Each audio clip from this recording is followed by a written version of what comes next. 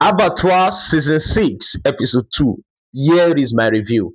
Now, Episode 2 is one of those episodes that spends less time on action and more time setting up major conflicts that will explode later on. To me, the next episode will be explosive as they already set the tone for that in this current episode. Yeah, they built tension on three major fronts: Cecilia's independent sacrifice, Rambo's spiritual battle, and the officer Pius. And what I love the most about this episode, number one, that's the Rambo storyline.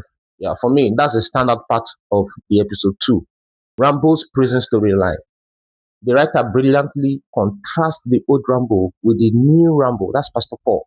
When the inmates began chanting, "No blood, no glory," it mirrors the occultic chant from the secret society. Yet, Pastor Paul is teaching or was teaching about the blood of Jesus. And to me, here is where we Christians need to be very careful how we introduce the things of the world to the church, because it first feels harmless.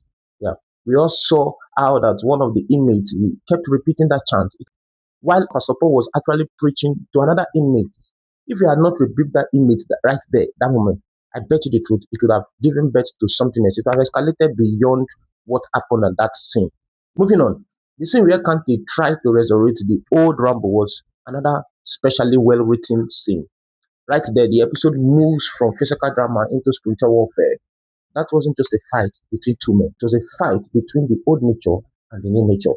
It was a fight between the flesh and the spirit.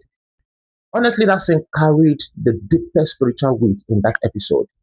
And so many people keep finding themselves in that situation where their past keep trying to get back to life. This is especially for you if you are somebody like that and you are seeing this video. Be strong because you're already a victor. Yes. Moving on, Cecilia is also becoming one of the character to pay attention to in this movie.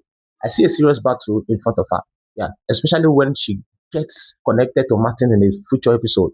I see a serious battle coming up in front of Cecilia. And what makes this storyline very interesting is the fact that our greatest enemy is not a stranger. It's our own father. Our own father is our greatest enemy in this movie. The fact that he is willing to sacrifice his own daughter just to gain more power reveals the destructive nature of ambitions without God. Then finally, on the Cecilia storyline, I do not know why Mount Zion gave Angwele of the Willows that role to play. Personally, I would have loved it more if she had played a Christian role. I always enjoy her acting whenever she plays the role of a pastor, like we also in the spirituals. But anyway, let's wait and see if she repairs in the future episodes. Nevertheless, there is an area I wish they could improve for us. The episode felt so slow in some parts. A few dialogue scenes stretched longer than necessary, especially the conversation